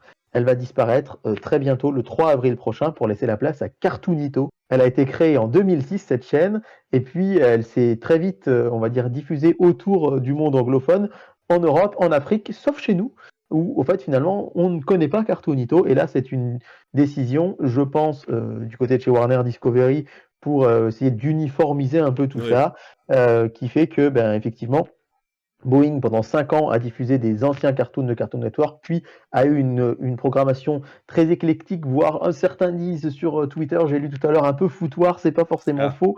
Et là, du coup, on veut vraiment se recentrer, mais vers un public différent, puisque Boeing s'adressait quand même à des, on va dire, de 6 à 10, 11 ans. Là, ce sera vraiment la chaîne des 3-6 ans. On nous annonce comme cartoon, on va dire, centraux, il y aura une nouvelle version de Bugs Bunny, mais vraiment pour les tout petits. Il y aura Lucas l'araignée, il y aura Interstellaire est là, pas Interstellar, du coup, ce serait compliqué pour les 3-6 ans ce film, oui, je là, oui, pense. ça, oui. Il y aura Batwheels, c'est les Hot Wheels version DC Comics. En fait, c'est avec la voiture de Batman, etc. Donc Ouais. voilà. Et il faut savoir aussi que Cartoonito, c'était de 2011 à 2013 le nom d'une émission sur la chaîne Boeing. C'est-à-dire que D'accord. Boeing se fait tuer par quelque chose qui existait chez elle pendant 2 ans. De la Tel même un manière, pour alien ceux qui qui, lui sort du pour- ventre. exactement, pour ceux qui avaient connu Fox Kids à l'époque sur CanalSat, là, moi c'est toute mon adolescence, enfin mes 12-15 ans, je regardais Fox Kids. Ils avaient créé un programme qui s'appelait Jetix de 17h à 20h, et puis en fait au final la chaîne Fox Kids est devenue Jetix, donc on a de nouveau l'alien qui mange sa maman, et donc Cartoonito qui arrivera le 3 avril sur les box. Mais d'ailleurs, du coup, point d'interrogation. Je te rappelle, David, qu'on nous annonçait que le Pass Warner arrivait en mars sur Amazon Prime, enfin sur Prime Video. Rappelons, alors on enregistre, on est le 27 février, la vidéo va sortir en mars. Eh bien, on n'a toujours pas de nouvelles. Je ne sais pas si J'ai tu as eu vu, des infos, mais si, j'ai vu un panneau quand j'ai lancé Prime Video la dernière fois qui me demandait si je voulais m'abonner au pack Toonami plus Adult Swim sur Prime Video du coup. Donc pas le pack entier Warner, mais en tout cas ces deux chaînes-là qui faisaient partie à la base d'un pack du pack Warner sur Canal. oui, il y a un pass Toonami Adult Swim qui est disponible depuis très longtemps, même avant que Warner quitte Canal. Mais pour l'instant, le fameux officiel pass Warner avec Oui. Eurosport, Toonami, Warner Bros TV, TCM, tout ça, il devait Mhm. arriver en mars. On arrive en mars, donc j'espère qu'il arrivera bientôt et qu'on en saura plus. On l'espère. Peut-être à la fin de la diffusion de The Last of Us. On verra ça plus tard. Oui, ou Euh, alors simplement à la fin de notre enregistrement. Puisque c'est oui, très comme souvent qu'on d'habitude. fait une Oui. émission et que le scoop arrive 5 minutes après. Ouais, ça nous permet de faire des TikTok, tiens. Dernière news de cette chronique télévision, nous allons revenir du côté du cinéma, puisque MK2 a eu une très bonne idée maintenant que Salto est parti. Oui, alors je sais que tu avais envie d'en parler, tu me l'as dit tout à l'heure, donc peut-être que tu pourrais le présenter mieux que moi, mais c'est vrai que c'est une news qui intervient, c'est mi-plateforme, mi-cinéma, mi-télé, puisque c'est des sites spécialisés en télévision qui l'ont annoncé, puisqu'il était question pendant un temps de programmes linéaires aussi via cette plateforme. Ça s'appelle MK2 Curiosity. C'est une plateforme qui va proposer des contenus originaux, des interviews, mais aussi des grands programmes cultes du cinéma français. Comme tu l'as dit, Salto s'en va. Et c'est vrai que du côté de chez MK2, qui, rappelons-le quand même, hein, est une ancienne qui chez nous veut dire quelque chose, hein, ça représente pour beaucoup, consciemment ou pas, un cinéma de qualité. Et Oui, vraiment, chez MK2, on a décidé de sortir cette plateforme, qui est la suite d'une plateforme qui avait eu son petit succès MK2 pendant le confinement. Le principe, hein, d'après sa direction, c'est de la SVOD supérieure et audacieuse. C'est pas peu de le dire, puisque, alors, ça coûtera 2,99 € par mois si vous vous abonnez avant le 1er juin. Sinon, ce sera 5,99 €. Et rappelons que vous pourrez avoir accès. Alors, à l'origine, c'était 5 films gratuits pendant 7 jours. Là, finalement, ce sera 3 films. Vous avez le droit de voir 3 films gratuits qui, après, vont migrer, on va dire. Chaque semaine, vous aurez 3 films qui, après, vont passer en format VOD. Donc, que vous pourrez racheter par la suite, mais qui seront remplacés par 3 autres films gratuits. C'est-à-dire que le principe, c'est que vous pouvez continuellement, toutes les semaines, voir 3 films. Et si vraiment il y en a un que vous voulez voir très spécifiquement, là, vous pouvez le voir pour 2,99 €, qui n'est pas très très cher, hein, on ne va pas se mentir, bon, c'est dans les prix, hmm, mais il existe plus cher pour pouvoir le voir. Alors, parmi les films, hein, Les 400 coups de Truffaut, Cléo de 5 à 7 d'Agnès Varda, La pianiste d'Anneke, ou encore Les parapluies de Cherbourg, qui sont, ben voilà, là je vous cite les plus connus sans doute, mais c'est vraiment une plateforme plus arrêt essai, plus cinéma de patrimoine évidemment, hmm, hmm. et qui propose encore une fois pas seulement du cinéma, mais aussi tout ce qui gravite autour. Alors là, on ne parle plus de linéaire, en tout cas je peux me tromper, mais j'ai l'impression que ce ne sera pas le cas, mais en tout cas, ben, c'est à saluer cette initiative de MK2, encore une fois, ce mastodonte du cinéma patrimonial qui vient quelque part s'installer dans le, on va dire, le giron des plateformes françaises. Ouais, c'est ça. Bah oui, effectivement, MK2 Curiosity, à la base, c'était pendant le confinement, ils avaient sorti ça, en fait, MK2, et c'était 3 films, alors il me semble que c'était par mois, qui étaient accessibles gratuitement, directement depuis le site MK2 Curiosity, et donc ça s'est arrêté, du coup, avec la création de l'application, enfin, de la plateforme. Alors, faut savoir qu'MK2 Curiosity, c'était disponible uniquement via, comment dire, un explorateur internet, on pouvait le Chromecaster, mais c'était assez compliqué. J'ose supposer qu'avec l'arrivée d'MK2 Curiosity sous forme de plateformes SVOD payantes, ils vont sûrement sortir une application mobile ou pour les téléconnecter, pour éviter de devoir rester tout le temps sur son ordinateur, ce qui était un petit peu problématique effectivement pour ceux qui voulaient découvrir MK2 Curiosity, de devoir avoir Ouais. un ordinateur pour le faire, quoi. Je ne l'ai pas spécifié, mais effectivement, ce soit sur iOS, Android, Apple TV Ah, voilà. et Android TV. Le catalogue, ce sera donc celui de MK2 et qui va s'élargir quelque peu avec aux autres distributeurs indépendants. Là, ils ont déjà passé un accord avec Carlotta, Art Très House, bien, Univers super. Ciné. Donc voilà, tout ce qui est un petit peu dans cette sphère-là. Et donc, parmi d'autres films que j'ai oublié de citer, parce que effectivement, je parlais que de films français, mais il y aura Invasion extraterrestre de Kurosawa, Dumbland de David Lynch, par exemple. Le Crocodile de la mort de Tobe Hooper, etc., etc. Donc, il y aura vraiment un catalogue Ouais, des gros classiques, très quoi. large et ouais, des grands classiques. Exactement. Ok, ça marche. Eh ben écoute, on va passer à notre programme télé. Alors pour le programme télé, vous le savez, en général, on va du samedi au vendredi. Donc là, la logique voudrait qu'on soit allé du 4 au 10 mars, mais comme il n'y a pas eu d'émission la semaine dernière, je me permets de revenir un tout petit peu en avance au vendredi 3 mars, tout simplement parce que ce vendredi, c'est vraiment l'un des plus gros événements de l'année de la télé, qui draine à chaque fois énormément d'audience, des chiffres qui, il y a quelques années, encore monté à 11, 12, 13 millions. Là, on est plus autour des entre 6 et 8 millions, mais c'est le concert des Enfoirés. Ah Le oui. concert des Enfoirés sur TF1. C'est Mm, mm. tous les ans, plus ou moins, le premier vendredi de mars. Donc ce sera le cas encore cette année. Le titre cette année, c'est Enfoiré un jour, Enfoiré toujours. Et puis, en deuxième partie de soirée, comme tous les ans, à 23h55, vous avez un documentaire sur les restos du cœur. Soyez devant votre télé si vous voulez le voir, car ce programme, c'est l'un des seuls programmes de TF1 qui est chaque année indisponible en replay. Vous ne pourrez le voir nulle part, ni sur Salto, alors évidemment D'accord. si Salto était encore vivant, ni sur Oui. MyTF1, ni sur MyTF1 Max. Est-ce que tu sais pourquoi est-ce qu'on ne peut pas le voir en replay? Oh bah c'est une histoire de droit, non? Oh, Eh c'est ben en pour la fait, vente du c'est DVD. ouais, c'est ça, c'est volontaire, c'est Hmm. TF1 qui commercialise les DVD. Rappelons que quand vous achetez un CD ou un DVD, tout l'argent va aux Enfoirés. Donc TF1 se dit si on le met en replay, Forcément. forcément, les gens vont pas acheter le DVD, donc ne vont pas soutenir la cause. Donc Eh c'est oui. pour ça, si vous voulez le voir, soit vous achetez le DVD, vous faites une bonne action, soit vous regardez TF1. Du coup, face à ça, pas beaucoup de choses à la télé, puisque les chaînes ont très peur, sont plutôt frileuses. Et M6, on l'a dit, arrête sa diffusion de films pour diffuser une émission de télé qui s'appelle Arnaque, un magazine présenté par Julien Courbet. On le sait, c'est son fer de lance, la défense de toutes les personnes qui Voilà. sont arnaquées. Mais Oui. voilà.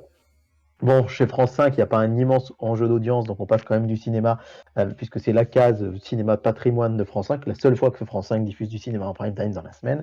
Et c'est Tenue de soirée qui sera Ah. diffusée donc de Bertrand Blier avec Gérard Depardieu et Michel Blanc. Le blockbuster de Canal, ça me fait rire, parce que là, le terme blockbuster peut être surprenant, même si ça a quand même pas mal marché. C'est Les Vieux Fourneaux 2, Bon Ah pour oui. l'asile, qui va donc être diffusé pour la première fois. Et sinon, sur les autres chaînes, vous avez un thriller Otzi, l'homme des glaces sur Arte, et puis un flic à la maternelle sur Gulli.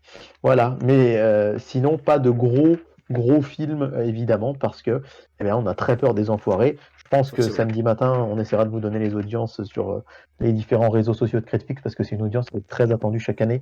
Ça a tendance à baisser, parce que c'est peut-être pas l'événement immense que ça a pu être certaines fois, parce qu'il y a beaucoup de grands artistes, je pense à Goldman, qui ont arrêté, etc. Donc forcément, c'est devenu un petit peu plus, on va dire peut-être un petit peu moins le blockbuster de la télé que ça a pu Ouais. être, mais ça va être encore quand même, je Je pense, comprends. des millions et des millions de téléspectateurs. Samedi soir, eh bien, je suis agréablement surpris de voir qu'en cette fin de vacances pour Paris et surtout et Toulouse et en plus du tout de vacances pour le reste de la France, eh bien, Sister continue quand même avec ses téléfilms Disney et ce sera, alors là personnellement, là c'est mon enfance qui ressurgit, ce sera Aladdin 2, le retour de Jafar, Ah, qui d'ailleurs, j'adore. ouais, moi aussi j'adore, et Ah, d'ailleurs il j'aime s'appelle bien juste celui-là. le retour il s'appelle juste le retour de Jafar, mais Sister l'appelle bien Aladdin 2, le Ah oui, retour de Jafar. forcément. Parce que pour que les gens, nous, notre génération, le Que retour ça de Jafar, imprègne. on sait ce que c'est. Mais là, ça permet un petit peu d'imprimer ça. Et c'est vrai que bah, moi, j'ai super hâte. Alors, je sais pas si je le verrai spécifiquement samedi, mais il n'existe pas en Blu-ray. C'est super Ah frustrant oui? ça. Il y a énormément de suites de Disney qui existent en Blu-ray. On pourrait en parler aussi dans un sujet Ah un ouais. jour. Mais Le Roi Lion 2, La Belle et le Clochard 2, La Petite Sirène 2 et 3, Cendrillon 2 et 3, ça existe en Blu-ray, mais pas le retour de Jafar, ni D'accord. Aladdin 3 qui est le roi des voleurs. Donc, c'est un peu frustrant pour moi et j'espère vraiment qu'ils vont finir un jour quand même par le faire en Blu-ray. Ce Oh bah serait quand oui, même on chouette. espère. On espère. Alors, le duel du dimanche soir, assez surprenant. Alors, il y aura Surtout que plus j'ai le personne premier dessus. Aladdin en Blu-ray. Eh ben oui, il paraît que le Père Noël est passé cette année, Ouais, ouais, ouais. un Très 24 bon Père décembre, Noël. Très gentil Père il Noël. est, oui, n'est-ce pas? Qui en plus a partagé un moment sympathique avec toi, même s'il n'a pas pu offrir d'affiches sur les trains à la personne qui était venue ce jour-là. Euh, Ça, les private jokes, quand même, c'est pas très Voilà. professionnel. Non, Euh, di- ça plaît au oh, public. exactement. Dimanche soir, donc je disais, le duel du dimanche soir, bah, il est assez particulier, puisque, bon, bah, alors là, plus de blockbuster sur TF1. Alors, il faut dire qu'ils avaient choisi depuis très longtemps que ce serait pas un blockbuster, mais là, j'avoue que on va peut-être pas revoir beaucoup de Marvel, j'en sais rien ces prochaines Il semaines, y a mais des chances, ouais. vu les chiffres d'Ant-Man, c'est un duel franco-français, avec Ah, sur TF1 un film inédit, c'est Belle Fille, avec Alexandra Lamy, Miu Miu et Thomas Dutronc. Il est sorti à l'été 2020, ça n'avait pas été un ah, énorme carton en ça me dit salle. rien du tout. Alexandra Lamy va, je crois, hein, le pitch est plus ou moins ça, en a marre de son époux, va aller, va tromper son mari avec son amant, mais son amant va mourir dans ses bras, et en fait, Ah sa oui, maman, je Miu vois, ouais. Miu, va la prendre pour sa belle-fille, alors qu'en fait, elle a déjà une autre belle famille vu qu'elle est déjà mariée. J'ai vu que les critiques sur Allociné sont aux alentours de 2, ouais, Ouais, ça, pas terrible, il n'a quoi. pas la moyenne. Autour de Ouais. 2, entre 2, je sais plus si c'est 2,2, 3, enfin bon, bref. Ah C'est ouais. assez bas. Et sur France 2, ce sera La Deuxième Étoile. La Ah, la Deuxième suite, Étoile, c'est du un coup, film là. de 2017 avec Firmin Richard, Lucien Jean-Baptiste, etc., hein, qui raconte l'histoire de cette famille d'origine antillaise qui va Hmm. découvrir les vacances à la neige. C'était ça dans le premier. Et le deuxième, alors là, on est sur une moyenne de 1,7 sur Oh Allociné. là là. Sachant qu'il a déjà été diffusé, lui, c'est un film de 2017, et il avait fait quand même presque 3 millions de Ah, téléspectateurs. quand même. Il avait été battu seulement par Star Wars 8. C'était la première diffusion de Star Wars 8 à la télé en 2020. Donc voilà, Pas un si mal. duel, ouais, un duel Ouais, un ça peu va être... Ouais, mou, ouais. j'ai envie de Ouais, dire. ouais. Ça nous fait pas rêver comme parfois, comme quand il y a eu les confrontations récentes d'Alibi.com ou Ouais. quand on a eu Invisible Man ou ces choses-là. C'est Mais il ça. en faut pour tous les goûts. Et je Ça va pense laisser plus de que chance pour les autres chaînes. ouais, et même si je pense que ça a un gros potentiel ces films-là quand même, hein, parce qu'on sait qu'il Oui, y a beaucoup de Français qui aiment regarder des films français à la télé complètement. et que ça peut fonctionner. Sur Arte, La canonnière du Yangtze, alors ça c'est un film, on va dire, avec Steve McQueen, donc plutôt un peu plus ancien. Sur C8, Les Enfants du Marais, avec Jacques Villeray et Jacques Gamblin, je ne sais pas si ça te parle, mais Oui, un peu. un ouais, un très joli film qui commence à dater, qui a une quinzaine d'années même maintenant. Enfin, oula, que dis-je? Oui, Jacques Villeray est mort en 2005, donc il a bien 20 ans ce film, mais plutôt touchant. W9 qui nous dégaine Comment tuer sa mère. Alors, j'ai cherché des infos sur ce film, mais j'ai bien marqué Comment tuer sa mère film sur Google. Je ne voulais pas que les Oui. gendarmes Ouais, bah débarquent oui, chez moi forcément. en disant tiens, il en veut à la Liliane. Pas du tout. Et c'est une comédie donc avec Vincent Dezania et Julien Arruti, qui est l'un des membres de la bande à Fifi. Oui, tout à Bon, fait. et, et bon, c'est pareil, visiblement, ça n'a pas été un très très gros succès, Il faut bien les diffuser. voilà. Mais je l'ai jamais vu, donc bon. TFX, c'est la petite sœur de TF1, puisque la petite sœur Mm. de TF1 c'est TMC, propose Death Wish, Et Death Wish, c'est quoi? C'est le rouleau compresseur à audience de TF1. Il avait fait Tout plus à de 5 fait. millions la dernière fois. Et je suis sûr que ça va cartonner. C'est avec Bruce Willis. Qui En est en plus, pleine, malheureusement, voilà, ouais. ouais, on a appris des Qui est- mauvaises nouvelles ouais, sur son état de ouais, santé. ouais. Et, et je pense qu'il y a un potentiel. Death Wish, il est capable. TFX, qui fait rarement au-dessus de 500-600 000, peut Ah aller oui, oui. taper pas loin avec le million, surtout Oh, face c'est à. possible. Surtout parce que tout ce que je vous ai annoncé, c'est que des films français, hein, ou Mm. presque. Et donc le seul blockbuster qui pourrait le concurrencer un petit peu, c'est sur Sister. Ce sera Twilight 2, mais c'est pas du tout le même public, je pense, que Death Wish. Donc voilà, à voir. En fait, je suis presque plus impatient d'avoir les audiences de la TNT que, même si je suis curieux de voir ce que ça va donner ces films-là du 5 mars. Je pense que vraiment enfin, c'est un dimanche un peu bizarre, je Ouais, trouve, mais ouais, c'est un c'est ça. dimanche entre deux, quoi. Les vacances sont finies, on n'est encore pas dans les suivantes. C'est plus tout à fait l'hiver, mais il fait encore noir et froid, donc il peut encore avoir de l'audience. C'est un peu, voilà, on est un Ouais, peu dans un voilà. entre-deux. On verra. Mais en même temps, c'est la première année qu'on prend le pari de vous parler de tous les duels du dimanche soir à la télé, puisque même C'est vrai. la semaine dernière, on n'était pas là, mais on vous avait annoncé le duel il y a 15 jours. Donc forcément, ce qui est hyper intéressant, je trouve, c'est que comme on s'y penche vraiment beaucoup, on voit les dimanches porteurs, ceux qui le sont moins, et on C'est peut ça. avoir vraiment une vraie étude de tout ça, donc c'est super intéressant. Lundi, le blockbuster de France 3, enfin le gros film de France 3 en prime time, je pense que je serai devant parce que je ne l'ai pas revu depuis très longtemps et je l'avais adoré, c'est Sully. Je l'ai Sully jamais vu. Avec Tom avec Hanks. Tom Hanks. Ouais. Ouais. Moi, je Paraît l'ai qu'il est vu bien. Ouais. à l'époque dans notre cinéma et le projectionniste de l'époque m'avait dit, je crois qu'il y a quelqu'un qui s'est fait une séance privée ce matin. J'ai vu que Sully avait été mis avait été diffusé et il se trouve que bon, je pensais pas retrouver ce projectionniste 5 ans après pour faire des critiques, puisque tu venais d'arriver à l'époque à Bourbon-Lancy et je m'étais fait une petite séance privée le matin. Bref, ça c'était encore la petite anecdote entre nous. Et J'ai fait d'ailleurs, mon détective. voilà, exactement, c'est pas détective Pikachu, mais c'est détective David, c'est déjà pas mal. Et Sully qui a la particularité de Clint Eastwood, il ne dure qu'une heure et demie en plus. Et comme les prime time de France 3 ont tendance à commencer plutôt pile à l'heure, c'est plutôt pas mal en semaine, Ah oui. je trouve.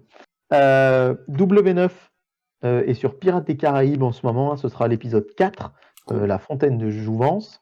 Pas Et le face à meilleur. lui, TMC, alors ce qu'il faut savoir, c'est qu'à l'heure où on enregistre, je pensais que TMC diffuserait Captain America 2, puisqu'ils ont pas Bah fait le oui. 1 la semaine Bah oui. dernière. Qui a eu Or, du succès d'ailleurs.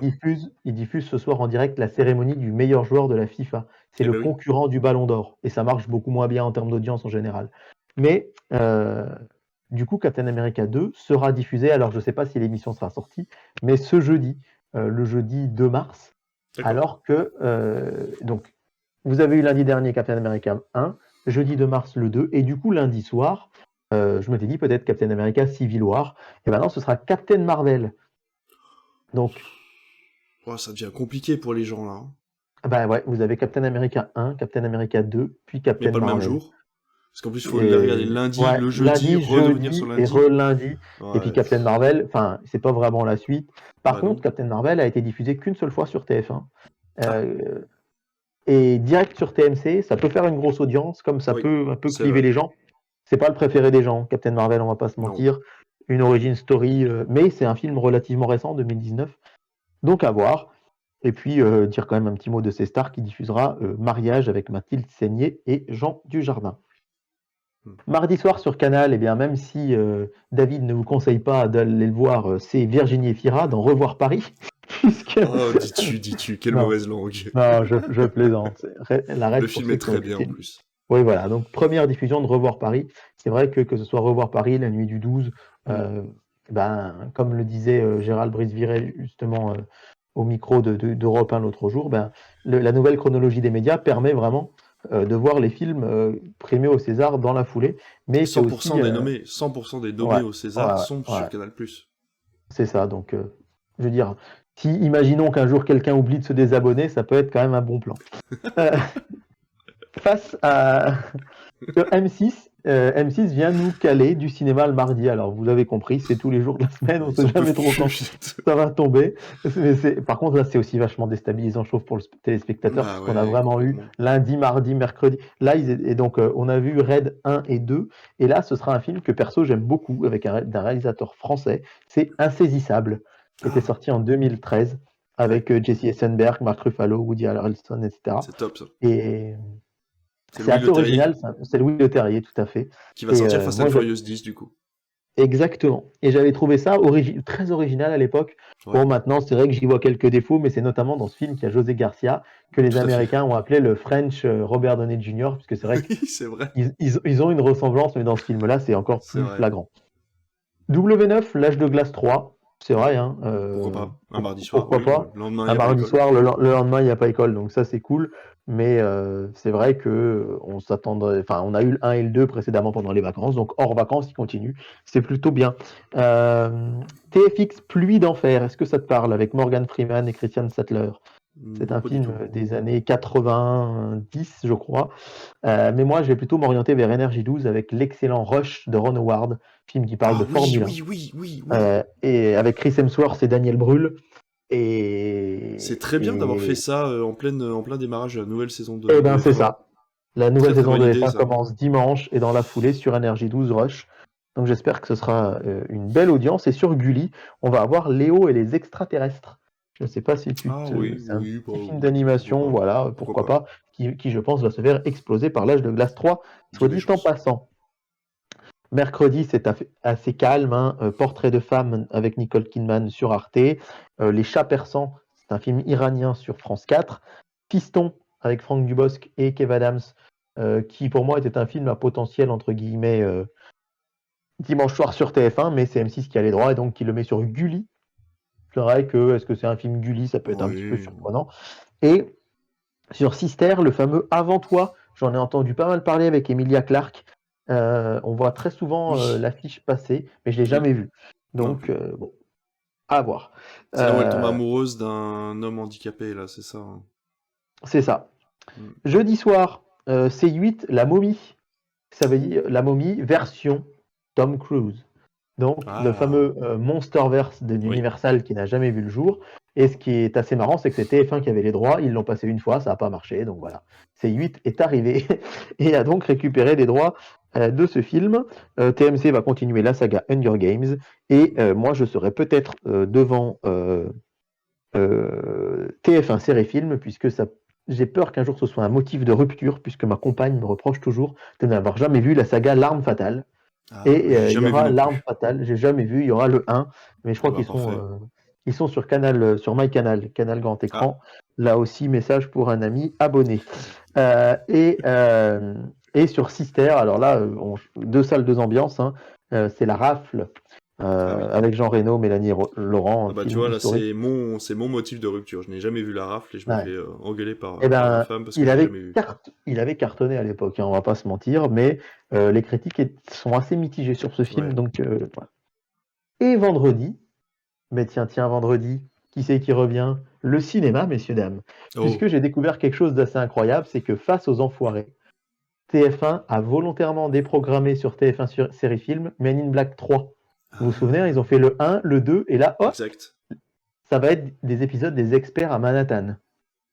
Parce que ça coûte rien. Ils ont les droits depuis des décennies. D'ailleurs, ils les passent sur leur chaîne TV Braise de Canal. Et je pense que ce soir-là, ils se disent que pour être tranquille, ils mettent ça, ça leur garantit quand même un minimum d'audience. De toute façon, n'oublions pas qu'avec Love Life et leurs 60 000 téléspectateurs, ils pourront jamais faire moins. C'est Et pas du faux. coup, Men in Black 3 est décalé au vendredi suivant. Et là, eh bien, il y a du cinéma qui va revenir sur les chaînes. Gulli, Shrek 3, qui montre bien que TF1 a les droits de Shrek 1 et 2 et M6 Shrek 3 et 4. C'est quand même assez fou, mais on l'a vu à Noël, hein, qu'il y a eu Shrek 1 et Ouais. 2 de diffusés. Le blockbuster de Canal, ce sera Compromat, que j'avais loupé en Super. salle, Ouais, je l'ai loupé aussi. donc que je pourrais voir. Et là, que voilà Inspecteur Gadget. Qui est-ce qui revient? Le cinéma sur M6. Oh bah dis donc. On vous disait que M6 avait mis du cinéma tous les vendredis. Il y avait eu le Divorce Club, il y avait eu les films de Lachaud, Nicky Larson, Épouse-moi mon pote. Il y avait eu tous les Disney là pendant 3 semaines. Et puis après, bah, qu'est-ce qu'il vous a annoncé le David Télé? Il vous a dit, bah, c'est fini, j'ai vu que c'était Julien Courbet à la place. Mais en fait, non. C'était juste une pause d'un vendredi parce que pas de cinéma face aux enfoirés. Et donc, Forcément. là, en plus, je pense qu'il y a moyen que ça cartonne puisque ils ont racheté les droits à France 2 de La Famille Bélier. Oh, Et La Famille Bélier, on sait que c'est un film bah c'est un carton. extrêmement populaire, c'est Ah vraiment ouais. un carton de par chez nous. Et du coup, je pense sincèrement que avoir un sur TF1, ce sera Une famille en or, le fameux prime time spécial, je crois, Florence Foresti, si je dis pas de Ouais, bêtises. ça doit être ça. Sur France 2, Le crime lui va si bien, c'est 4 millions toutes les semaines. Et donc là, M6, La Famille Bélier, je pense qu'il y a moyen qu'ils aillent récupérer des spectateurs qui ne regarderaient pas La Famille en or, ou etc. etc. Donc, affaire à suivre. Et cette affaire-là, on vous en parlera très prochainement, puisque là, on rappelle, hein, on va jusqu'au 10 mars, donc c'est pas dans l'émission de la semaine prochaine qu'on aura ces audiences-là, mais bien dans la suivante, C'est puisque ça. on aura des audiences que le 11 mars. Donc, dans 2 émissions, on pourra vous raconter tout ça, mais déjà dans la prochaine, il y aura toutes les audiences de cette semaine avec des choses assez croustillantes à se mettre sous la dent. Complètement. Ça nous fait déjà pas mal d'infos et puis ça vous fait beaucoup de films à regarder surtout. Et notamment, on rappelle, hein, TF1 arrête ses films ce soir, enfin en tout cas quand on enregistre lundi 27, pour la fameuse série à venir là, de Ah Voyage dans le oui. temps avec Kev Adams.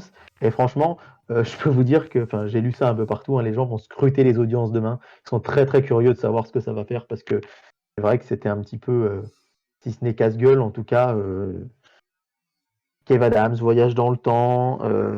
C'est le créateur de la série Soda qui l'a écrit et qui la réalise. Si tu voulais Ça quelque chose fait pour rêver. Ouais, ça fait rêver. Pour me motiver, là, je suis pas sûr. Mais bon, à voir. En tout cas, les critiques sont pas forcément mauvaises, hein, et c'est vraiment pas Oui. cool de dire de taper sur Kev Adams juste parce que c'est Kev Adams, mais voilà, c'est juste un comédien qui m'a jamais trop transcendé, mais bon, pourquoi pas. À voir déjà, en tout cas, les audiences demain. Voilà, exactement. Je fais une petite parenthèse pour ceux qui ne l'écoutent pas ou ne la regardent pas. L'émission Popcorn qui passe le mardi soir sur Twitch a eu un invité qui s'y connaît bien en système médiamétrie. Donc si vous voulez savoir comment fonctionne exactement le système médiamétrie, les boîtiers, la façon dont sont relevées les audiences dont on vous parle toutes les semaines, vous pouvez aller écouter cette partie-là. C'est podcastable par partie en audio, et si vous allez sur YouTube, vous pourrez regarder l'émission, elle est chapitrée, vous allez au chapitre qui est dédié à ce monsieur qui est venu, qui s'appelle Thierry, je crois, et qui s'y connaît beaucoup, qui travaille justement pour une chaîne de télévision, il me semble, et donc voilà, c'était hyper intéressant, j'ai écouté ça ce matin, du coup, dans ma voiture, et j'ai appris des trucs en plus, alors qu'on en sait déjà pas mal grâce à toi, mon cher David. Donc c'était la petite parenthèse, si vous voulez en savoir plus, et bien sûr écouter autre chose que Critflix, bien que on sait très bien que vous n'écoutez que nous, de toute façon.